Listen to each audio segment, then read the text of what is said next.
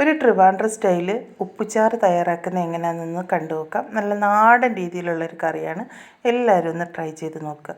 അതിനായിട്ട് നമുക്ക് വേണ്ടത് ഈ ഒരു വഴുതനങ്ങയാണ്. ഈ ഒരു വഴുതനങ്ങയ്ക്ക് പല നാട്ടിലും പല പേരാണ് പറയുന്നത്. ഇപ്പം ഞങ്ങളൊക്കെ ഇവിടെ വഴുതനങ്ങ എന്നാണ് പറയുന്നത്. ഇതിൻ്റെ നീല കളറിലുള്ളതിനെ ഞങ്ങൾ കത്തിരിക്ക എന്ന് പറയും. അത് അത്യാവശ്യം ഈ ഒരു രീതിയിൽ കനത്തിൽ അരിഞ്ഞെടുക്കുക. പുഴുവൊക്കെ ഉണ്ടോ എന്നൊന്ന് ശ്രദ്ധിച്ച് നോക്കണം. അതിന് ശേഷം നമുക്കൊരു മൺചട്ടി അടുപ്പിൽ വെച്ച് കൊടുക്കാം. അതിലേക്ക് അല്പം വെളിച്ചെണ്ണ ഒഴിച്ചു കൊടുത്ത് ഒന്ന് ചൂടായതിന് ശേഷം നമ്മൾ അരിഞ്ഞു വെച്ചിരിക്കുന്ന ഈ ഒരു വഴുതനങ്ങ ഉണ്ടല്ലോ അതിലേക്ക് ഇട്ട് കൊടുക്കാം. അപ്പോൾ ഈ ഒരു റെസിപ്പി എൻ്റെ ഒരു ഫ്രണ്ട് പറഞ്ഞു തന്നതാണ്.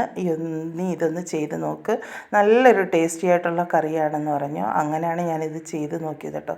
അപ്പോൾ ഞാനൊരു സംശയത്തിലാണ് ചെയ്തതെങ്കിലും ചെയ്ത് കൂട്ടി നോക്കിയപ്പോൾ അടിപൊളി ടേസ്റ്റാണ് കേട്ടോ.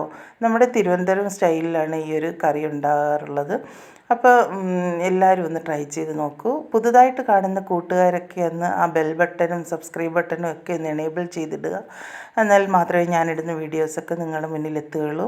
അതിന് ശേഷം ഞാൻ കുറച്ച് ഉപ്പിട്ട് കൊടുക്കുകയാണ്. നമ്മൾ ഈ വഴുതനങ്ങ ഒന്ന് വെന്ത് കിട്ടണം, അതിലൊക്കെ ഒന്ന് ഉപ്പൊക്കെ ഒന്ന് പിടിച്ച് കിട്ടണ്ടേ, അതിന് വേണ്ടിയാണ് ഉപ്പിട്ട് കൊടുക്കുന്നത്. എന്നിട്ട് നന്നായിട്ടൊന്ന് വഴറ്റി കൊടുത്തിട്ട് നമുക്കതിനെ ഒന്ന് അടച്ച് വെച്ച് കൊടുക്കാം. ഇടയ്ക്കൊന്ന് തുറന്ന് നോക്കിയതിന് ശേഷം അതിനൊന്ന് ഇളക്കി കൊടുക്കുകയാണ്. അപ്പോൾ നമ്മൾ ഏതൊരു കറികളായിരുന്നാലും നാടൻ രീതിയിലുള്ള കറികൾ ഏതായിരുന്നാലും നമ്മൾ മൺചട്ടിയിൽ തയ്യാറാക്കുമ്പോൾ അതിനൊരു പ്രത്യേക ടേസ്റ്റാണ്. അപ്പോൾ ഒന്ന് ഇളക്കി കൊടുത്തതിന് ശേഷം അതൊന്ന് വീണ്ടും അടച്ച് വെച്ച് കൊടുക്കുകയാണ്. ഇനി നമുക്കിതിനൊരു മസാല തയ്യാറാക്കണം. അതിനായിട്ട് ഞാനൊരു പാൻ അടുപ്പിൽ വെച്ച് കൊടുത്തിട്ടുണ്ട്. അതിലേക്ക് ഒരു 3 വറ്റൽമുളക് ഇട്ട് കൊടുക്കുകയാണ്. 3 വറ്റൽമുളകും ഒരു അല്പം ഒരു 1/4 ടീസ്പൂൺ തികച്ച് വേണ്ട ഒരു കുറച്ചോളം ഉലുവയും കൂടി ഇട്ട് കൊടുക്കുകയാണ്. ഈ ഒരു സമയം നിങ്ങളുടെ കയ്യിൽ കുരുമുളക് ഉണ്ടെന്നുണ്ടെങ്കിൽ, പൊടിക്കാത്ത കുരുമുളക് ഉണ്ടെന്നുണ്ടെങ്കിൽ അതിട്ട് കൊടുത്താൽ മതിയാകും. അപ്പോൾ എൻ്റെ കയ്യിൽ അതില്ലാത്തത് കൊണ്ടാണ് ഞാൻ കുരുമുളക് ഇട്ട് കൊടുക്കാഞ്ഞത്. എൻ്റെ കയ്യിൽ കുരുമുളകിൻ്റെ പൊടിയാണുള്ളത്, അതുകൊണ്ട് ഞാൻ പിന്നെ ഇതിനകത്ത് ഇട്ട് കൊടുത്ത് വറുത്തെടുക്കുന്നില്ല. അപ്പം പൊടിക്കാത്ത കുരുമുളകാണെങ്കിൽ ഈ ഒരു സമയം നമ്മൾ വറുത്ത് കൊടുക്കേണ്ടതാണ്. അതൊന്ന് മൂത്ത് കഴിയുമ്പോഴത്തേക്കും നമുക്ക് ഒരു മിക്സിയുടെ ജാറിലേക്ക് കുറച്ച് തേങ്ങ എടുക്കാം. ഒരു ചെറിയ അരമുറി തേങ്ങയാണ് ഞാൻ തിരുവിയെടുത്തിട്ടുള്ളത്. അതിലേക്ക് നമ്മൾ വറുത്ത് വെച്ചിരിക്കുന്ന ഈ ഒരു മുളകും ഉലുവയും കൂടെ അതിലേക്ക് ഇട്ട് കൊടുക്കാം. അപ്പോൾ ഒരുപാടൊന്നും ഉലുവയൊന്നും ഇട്ട് കൊടുക്കണ്ട, കുറച്ച് മാത്രം മതിയാകും. നല്ലൊരു ടേസ്റ്റാണത്. അതിലേക്ക് ഇനി ഞാൻ ആവശ്യത്തിന് കുരുമുളക് പൊടിയും കൂടി ഇട്ട് കൊടുക്കണം. ഒരു 1/4 ടീസ്പൂണോളം ഇട്ട് കൊടുത്തിട്ടുണ്ട്. പിന്നെ ഇതിനകത്തിലേക്ക് ആവശ്യമായിട്ട് മഞ്ഞൾപ്പൊടിയാണ്. മഞ്ഞൾപ്പൊടിയും കൂടി ഇട്ട് കൊടുത്തിട്ട് നമുക്ക് ആവശ്യം ഇനി തൈരാണ്. ഈ ഒരു തൈര് കൊണ്ടാണ് നമ്മൾ ഈ ഒരു അരപ്പ് തയ്യാറാക്കിയെടുക്കേണ്ടത്. ആദ്യം ഞാൻ കുറച്ച് മാത്രം ഒഴിച്ചൊന്ന് അരച്ചെടുക്കുകയാണ്. ബാക്കിയും കൂടെ ഞാൻ പിന്നീട് അതിലേക്ക് ഒഴിച്ച് കൊടുത്തിട്ട് നന്നായിട്ടൊന്ന് അരച്ചെടുത്തിട്ടുണ്ടായിരുന്നത്. ഈ ഒരു രീതിയിൽ അരച്ചെടുക്കണം. അപ്പം ഫുൾ തൈര് ഞാൻ ഒഴിച്ചു കൊടുത്തിട്ടുണ്ട്. 1 കപ്പ് തൈരോളം ഞാൻ ഒഴിച്ചു കൊടുത്തിട്ടുണ്ടായിരുന്നു. ഈ ഒരു സമയം കൊണ്ട് നമ്മൾ വഴറ്റാൻ വെച്ചിരുന്ന വഴുതനങ്ങ എല്ലാം നന്നായിട്ടൊന്ന് വഴണ്ട് വന്നിട്ടുണ്ട്. അതിലേക്ക് നമ്മൾ അരച്ച് വെച്ചിരിക്കുന്ന ഈ ഒരു അരപ്പങ്ങ് ഒഴിച്ചു കൊടുക്കണം. വളരെ പെട്ടെന്ന് നമുക്ക് തയ്യാറാക്കിയെടുക്കാൻ പറ്റിയ ഒരു നാടൻ കറിയാണ്.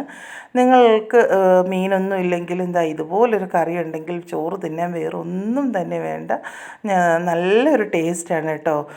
മക്കൾക്കൊക്കെ ഈ വഴുതനങ്ങയൊക്കെ മെഴുക്ക് പുരട്ടിയാലും കറി വെച്ചാലും ഒക്കെ അവർക്ക് ഇഷ്ടപ്പെടില്ല. അവർ എടുത്ത് തിന്നാതെ മാറ്റി വയ്ക്കും. അപ്പോൾ അങ്ങനെയൊക്കെയുള്ള മക്കൾക്ക് ഇതുപോലെ തയ്യാറാക്കി കൊടുത്താൽ അവർ പോലും അറിയത്തില്ല ഇതെന്താണെന്നുള്ളത്. നല്ലൊരു ടേസ്റ്റിൽ എല്ലാവരും കഴിക്കുകയും ചെയ്യും.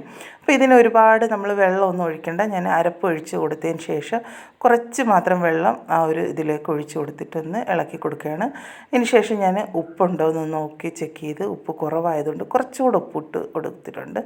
എന്നിട്ട് നന്നായിട്ടൊന്ന് ഇളക്കിയതിന് ശേഷം ഒന്ന് ചൂടാക്കി എടുത്താൽ മതി. ചൂടാക്കിയതിനെ ഒന്ന് മാറ്റി വയ്ക്കുകയാണ്. തിളയ്ക്കാൻ പാടില്ല കേട്ടോ. ഇനി നമുക്ക് പാനിലേക്ക് കുറച്ച് വെളിച്ചെണ്ണ ഒഴിച്ചു കൊടുക്കാം. ഇതിനൊരു താളിപ്പ് വേണം.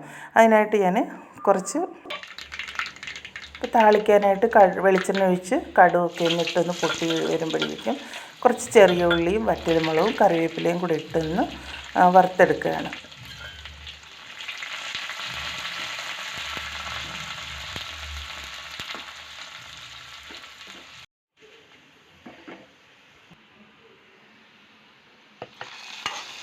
താളിച്ചതൊക്കെ ഒന്ന് മൂത്ത് വന്നപ്പോഴേക്കും ഞാൻ അതിലേക്ക് ഒഴിച്ചു കൊടുക്കുകയാണ്. അങ്ങനെ നമ്മുടെ തിരുവനന്തപുരം സ്റ്റൈലിലുള്ള ഒരു ഉപ്പുചാറ് റെഡി ആയിട്ടുണ്ട്. അപ്പോൾ എല്ലാവരും ഒന്ന് ട്രൈ ചെയ്ത് നോക്കുക. ഈ ഒരു കറിയുടെ വേറെ ഒന്നും തന്നെ വേണ്ട, ഒരു പപ്പടവും കൂടെ ഉണ്ടെങ്കിൽ ഊണ് കുശാലായിട്ടുണ്ട്. ചപ്പാത്തിയുടെയും പൊറോട്ടയുടെയും അപ്പത്തിൻ്റെ കൂടെയൊക്കെ കഴിക്കാൻ പറ്റും. എല്ലാവർക്കും ഒരുപാട് ഇഷ്ടപ്പെടും. അപ്പോൾ ഇന്നത്തെ ഈ ഒരു കുഞ്ഞു വീഡിയോ എല്ലാവർക്കും ഇഷ്ടപ്പെട്ടെന്ന് കരുതുന്നു. ഇഷ്ടപ്പെട്ടാൽ ലൈക്ക് അടിക്കുക, സബ്സ്ക്രൈബ് ചെയ്യുക. അടുത്തൊരു വീഡിയോ ആയിട്ട് വരുന്നതുവരെ എല്ലാവർക്കും അസ്സലാമു അലൈക്കും.